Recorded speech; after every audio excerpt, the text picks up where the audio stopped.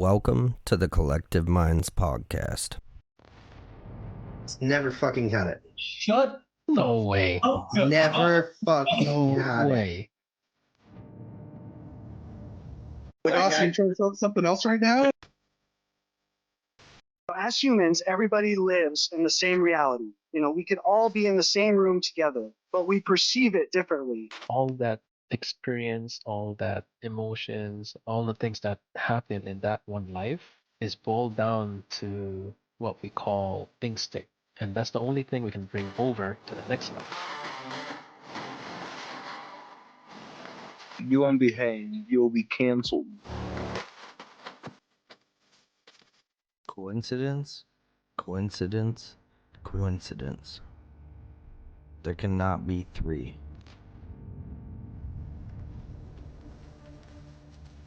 Alright, hello and welcome everyone back to the Collective Minds podcast. We need to talk about this. So it says at least 25 states plan to cut off food aid benefits in November, and it's probably increasing as we speak. I'm sure a few of you have heard about this, but people are losing their EBT, their food stamps, other benefits all the way across the board because the government is shut down, and Democrats won't make a deal with the Republicans, and the Republicans won't make a deal with the Democrats to open it back up and to continue funding for these programs. 25 states told Politico that they are issuing notices informing participants of the Supplemental Nutrition Assistance Program, SNAP, the nation's largest anti-hunger initiative, that they won't receive checks next month. Those states include California, Arkansas, Hawaii, Indiana, Mississippi, and New Jersey. Like I said, 25 so far, probably more, and other kinds of benefits here shortly.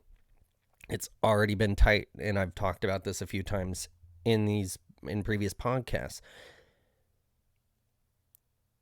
Oregon was bankrupt 2 years ago in January when it came to their assistance. Why? Because they've been flooded with illegal aliens. Now they won't tell you that, and they try to hide the truth, but it's true. And they started doing their best with internal memos to get people that are American legally here off of these support systems. Now, I'm not going to say that everyone, there's a lot of people that do take advantage of it, and that is terrible, but some people actually need these things. So jumping into that, I'm not going to play any of them, but there's a lot of TikToks, I guess, and like YouTube shorts, just videos of a lot of people who look like they are on welfare, freaking out about the food stamps. And if you notice, a lot of them are big, heavy set. Single moms, just fat. Like they could go without. And they got like 7-8 kids. And it's almost like they're pushing that. Like they want you to think it's just those kinds of people on it. Come to find out, it's actually mostly illegals who are using it. So this is Center for Immigration Studies. You can find it at cis.org. And here is some data from the previous years. So this is figure 5. The estimated size of the illegal immigrant population in the United States grew rapidly from 2021 to January of 2025 due to Biden. It has since fallen dramatically. So right off, as soon as Trump got in there and ICE is doing its thing. Let's see.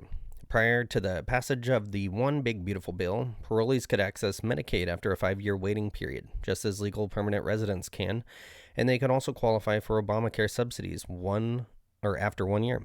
TPS holders, for their part, could access Obamacare subsidies. The OBBB sunsets all these privileges, but the Democrats' proposed budget would restore them. Therefore, the claim that congressional Democrats want to give public health benefits to illegal immigrants is indeed true. Now, it's not just, right? It's any welfare right here. Cash, assistance, who's on top of it? Legal immigrant households. So they're on top of it for that one. Food, though, illegal headed households. So 48% right there. That's who's losing their EBT. That's who's losing their SNAP. 48%.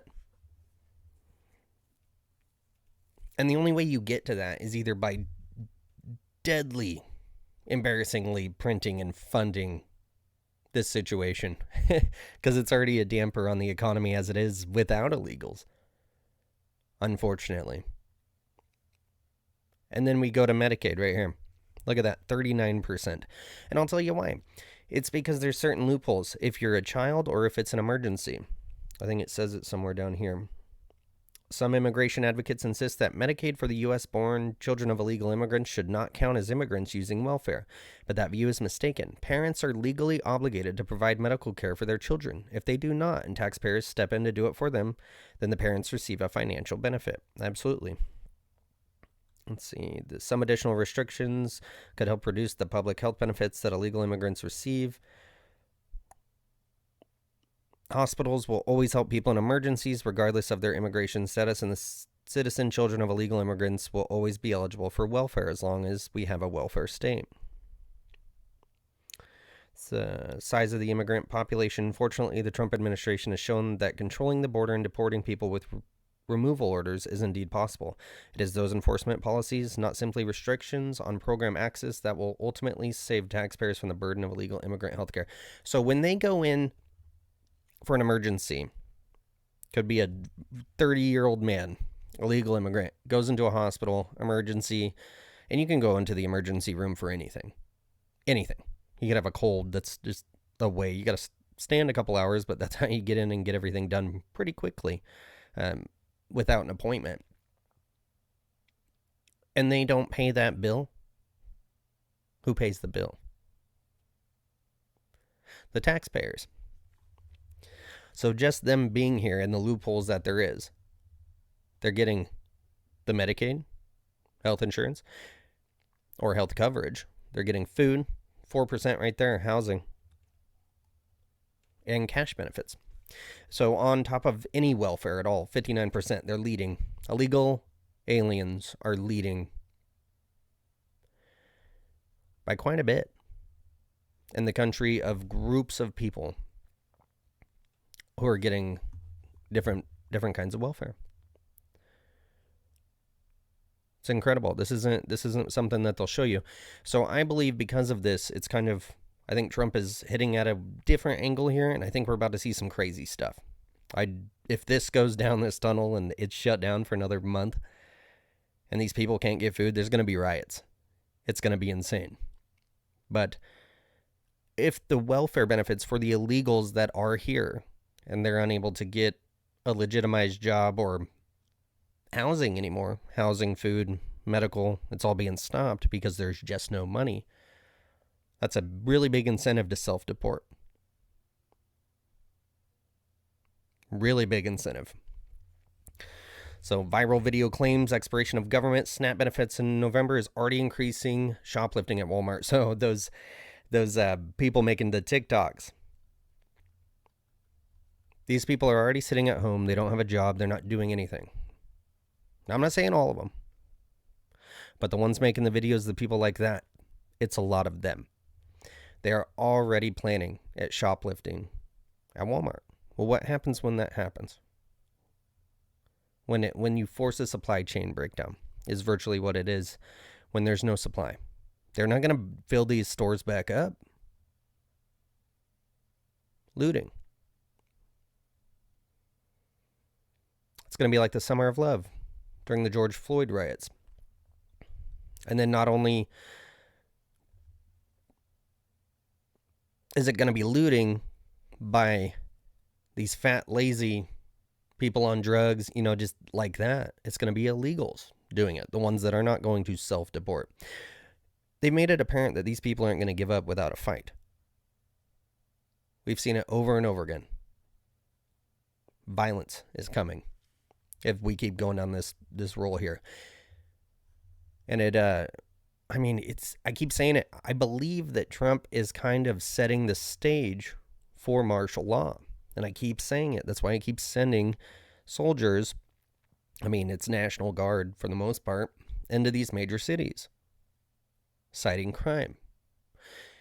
And in Portland, if you guys have paid attention to that at all, it's just a bunch of goofy protesters on one side and ICE on the other side, and the protesters get rowdy, and every once in a while ICE shoots off some little smoke bombs or pepper balls, and it's like they're waiting for something to happen to give them an excuse, give the government an excuse.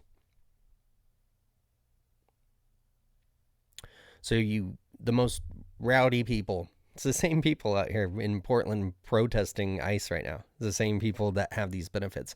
You're going to piss them off. They already have nothing really going on. Nothing really to do other than just be in their feelings, which I'm not worried about them. I mean, if it's a good way of getting them to, like, you know, one half to self-deport, the other half to self-tattle on themselves as extremists. I think that's what we're going to see. If, when it comes to food, that can be a national emergency. So in these major cities where there's millions and millions of people, but all of the grocery stores have been ransacked, that's an emergency. That's a right to call for National Guard, for the military to come in. Because people will be starving to death. So, I mean, we talked about it a lot, always have storable food. Whether it's a short-term or long-term emergency, just keep stacking it up. It's like gold. It's like silver. All of it. Now, I am typically pro-conservative and still am on this sense, but that's why I don't say I'm a Republican or right-leaning. But if I'm right, something big is about to happen here, or it could be. Not really fear-mongering. When you see a pattern recognition, and it looks like it looks like the left, what they were doing under Joe Biden. But it's kind of turned up. If the riots are coming, and Trump has already set in to have the military enforce martial law, there's going to be a lot of people on the right cheering it on.